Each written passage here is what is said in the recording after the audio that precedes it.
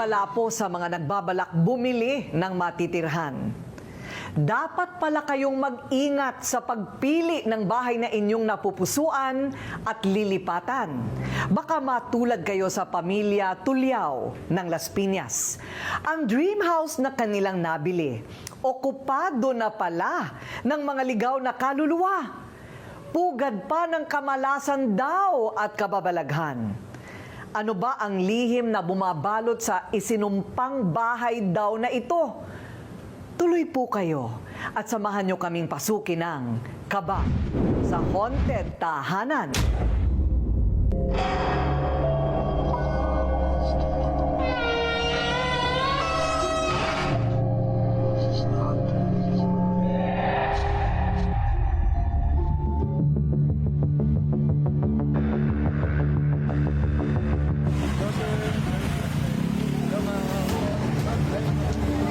Welcome, ma'am, sir, sa inyong bagong tahanan.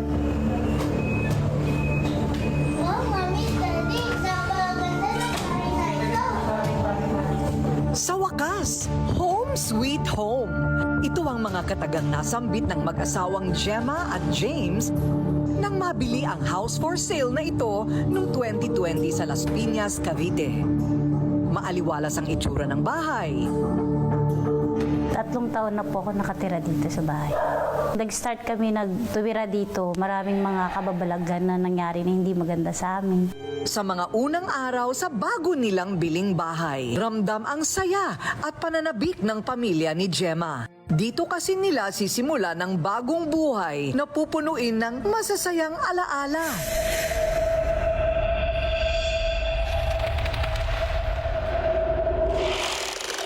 Pagkagat ng dilim, umaalingaw-ngaw ang nakakubling kwento pala ng kababalaghan na namahay na dito. Ilang dekada na ang nakakaraan. Dahil ang kanilang bahay, pinamamahayan daw ng mga maligno at alagad ng kadiliman. Una, yung nakakita ang black lady, tapos binato ako ng kutsilyo.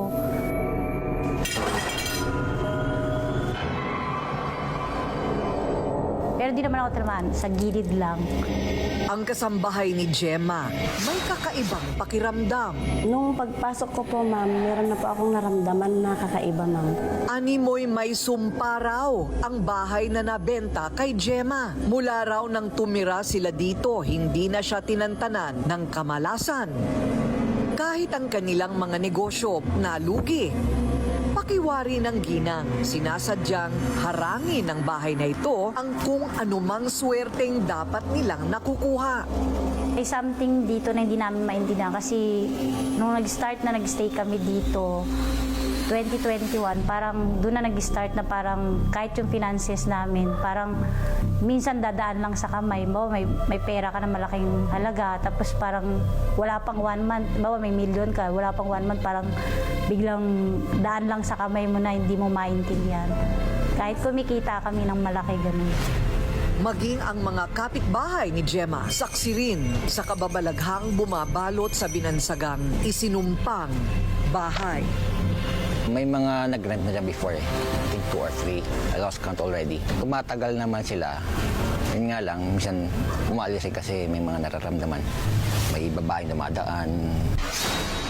One is black, one is white. Tapos may mga parang if ever na I will gonna leave some things. Yung phone, tulad ng phone ko, minsan lumilipat sa ibang lugar. Iba-ibang elemento raw ang naninirahan sa bahay na ito.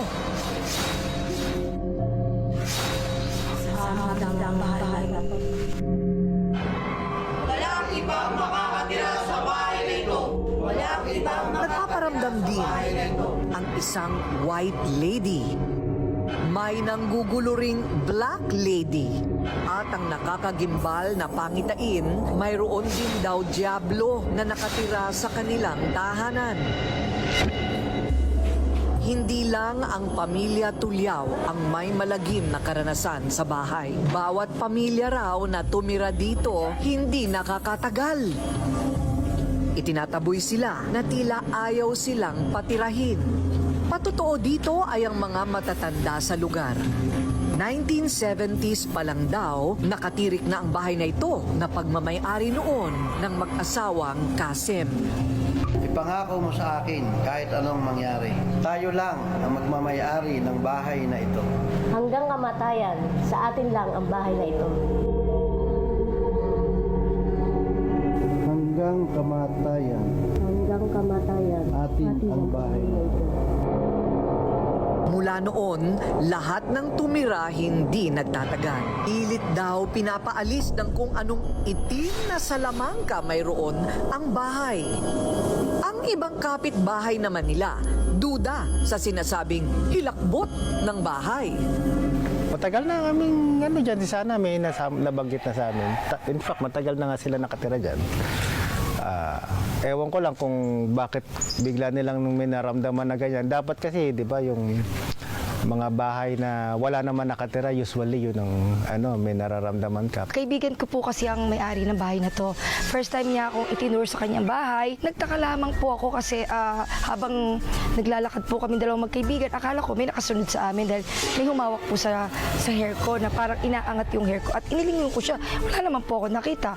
Tinanong ko siya kung meron ba silang nararanasan na kakaiba sa bahay nila at kung meron ba silang kasamang kakaibang elemento sa loob ng tahanan na to. At doon ko nalaman na meron nga po.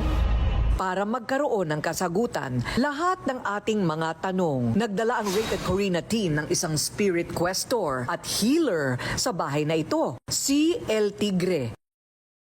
Ang malaking revelasyon, hindi lang daw 1970 na itayo ang bahay na ito, kundi 17th century pa lang daw. Ang mga orihinal na may-ari daw nito ay mag-asawa din na may kakayahang makipag-usap sa mga ligaw na kaluluwa. May katotohanan daw ang pahayag ng mga nakakakita na may mag-asawang nagbabantay sa bahay. Pero hindi lang ang mga Kasim dahil mayroon pa daw iba. Libo-libo mga elemento na masama tulad ng yung demonyo. Pero sa ngayon, ang nandito is mga mabubuti. Pero yung matapang, yung babaeng itim na yung mata talagang sobra. That time, pumasok na ako. Pagpasok ko, may nakita akong matanda. Yung, for me, I think hindi naman sila nag-connect. Pero in emotion, siguro sila yung may-ari dito. So yun, nakita ko, one thing, ang pinaka-special sa kanila na hindi alam na mga previous na nagtingin dito na yung tumitira, minamalas, which is hindi naman talaga minamalas. Kasi they have to do it even they don't want it, pero kailangan nilang gawin. Kasi it's very special.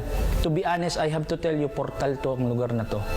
Sinadya din ng paranormal expert na si Tony Suvega ang sinasabing sinumpang bahay. Sa kanyang paglibot, nakita niya ang 2 pares daw ng mag-asawang nakatira dito.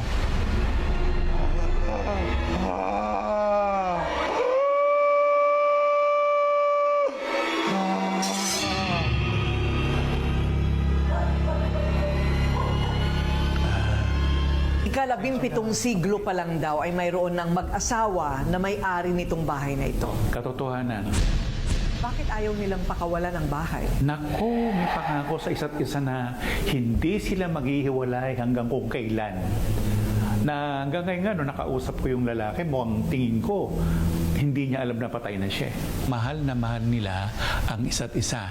Ang pagsasama nila ay habang panahon na hindi mabali. Sinasabing minamalas daw lahat ang nakatira sa bahay na ito. Ano ang naging pakiramdam mo tungkol sa bahay? Kabaligtaran. Yung bahay ay swerte.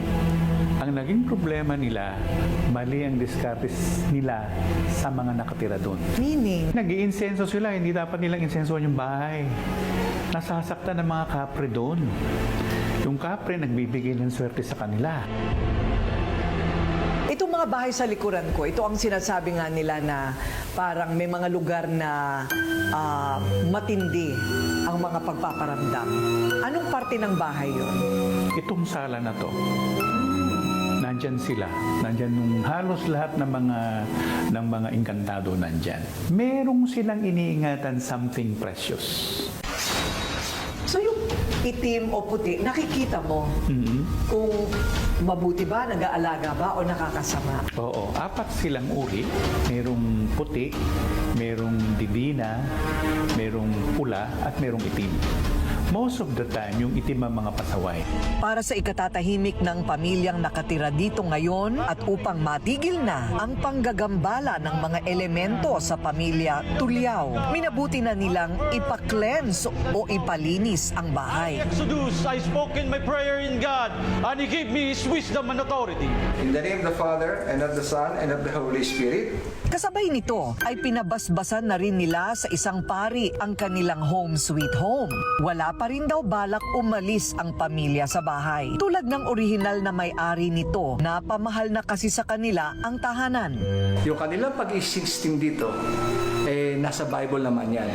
Dahil talagang dito sila itinapon sa atin. They live with us. Kaya anywhere, everywhere, naroon din sila, naroon ang demonyo. Tatanda mo, unseen and seen. Kaya hindi ako umaalis sa pamamahay na to kasi malakas ang pananampalataya ko at nilalabanan ko lang kung ano man yung mga nagpaparamdam dito at nagpapakita. Hindi na nakakaramdam ng kakaiba ang pamilya ni Gemma. Alam nilang kasama pa rin nila ang mga elemento sa loob ng kanilang bahay. Ano man daw ang mangyari, balutin man ng kung anong kababalaghan ang kanilang tahanan tulad ng mga usal ng sino mang tumitira sa sinumpaang bahay na ito. Para kay Gemma hanggang kamatayan, sa kanya lang ang tahanang ito.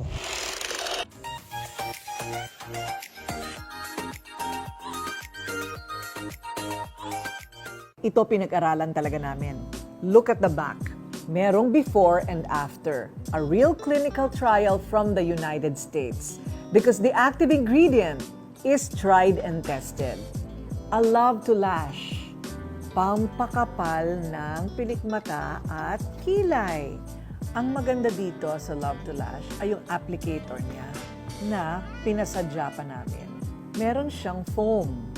Kasi ilalagay mo yan doon sa parang pinaka-roots ng iyong pilikmata. Isang guhit lang sa baba at taas, pwede na, wag nang paulit-ulit, hindi kailangan.